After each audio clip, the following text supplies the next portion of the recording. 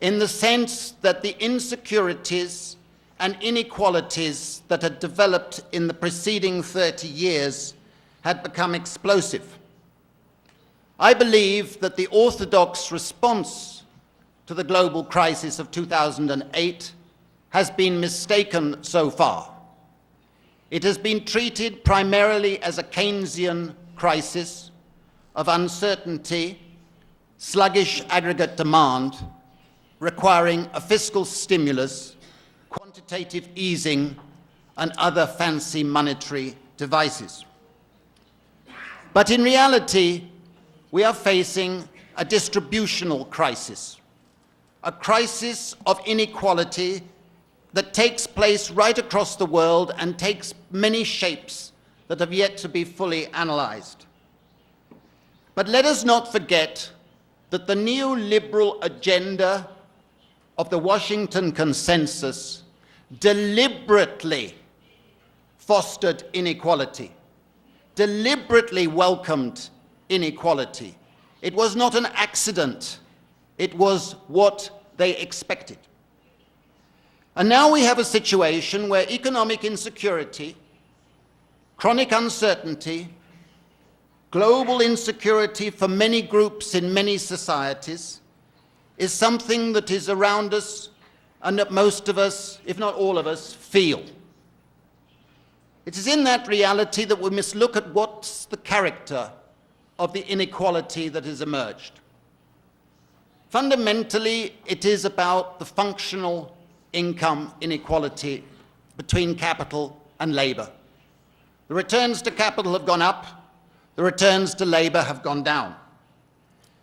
Inequality is greater in my own country today than at any time since statistics were collected. But it is a global phenomenon.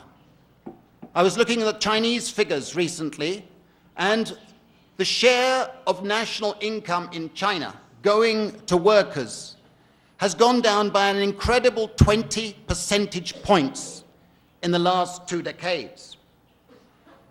But above all, the emergence of China and India and other emerging markets has effectively quadrupled the world's labor supply to the open global market. And that has profoundly altered the bargaining position of workers and capital in favor of capital. And we've seen stagnant real wages, widening wage inequality, and a slow realization on the behalf of most of us that securing greater equality through wage bargaining is not a realistic strategy for the future. If we want to put inequality back in the center of the debate, that is not the main way forward.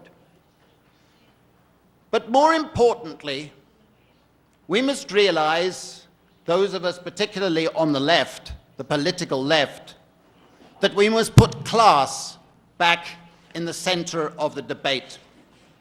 Because globalization has produced a class fragmentation on a global scale in which, to make the story short, we have seen the emergence of a global precariat.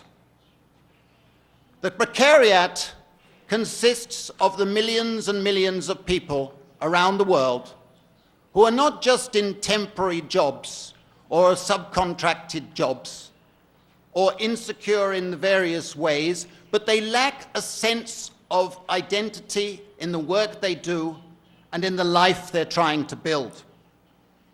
They don't have secure social income. They're a bit like modern nomads.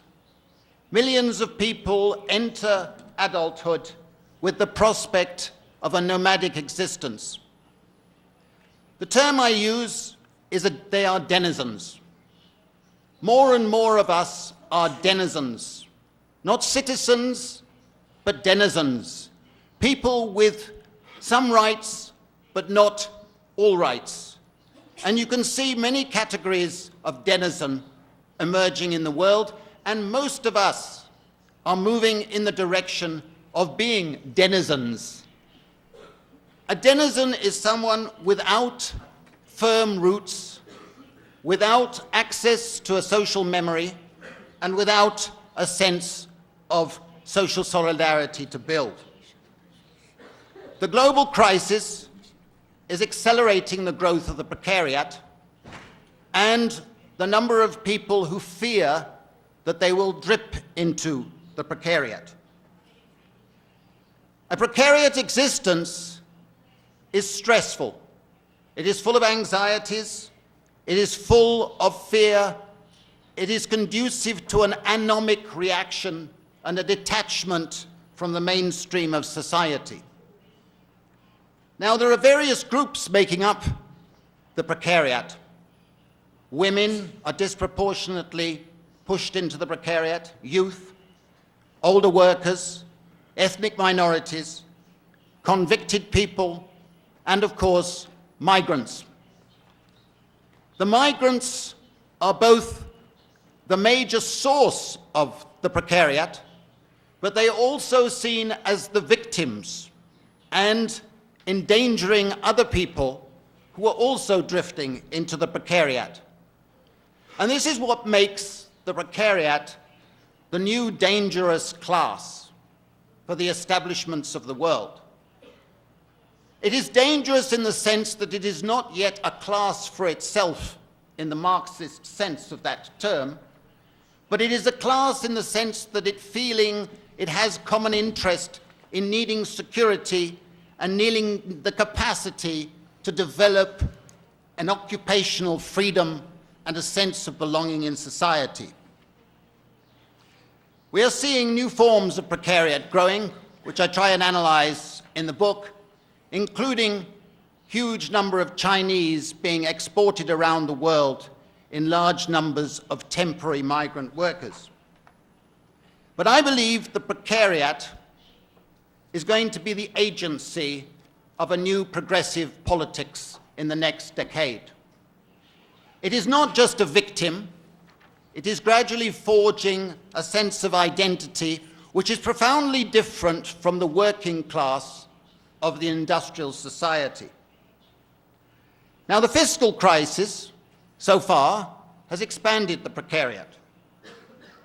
And we must realize that the precariat is also feeling part of the ecological crisis that is part of the great transformation crisis or the global transformation crisis.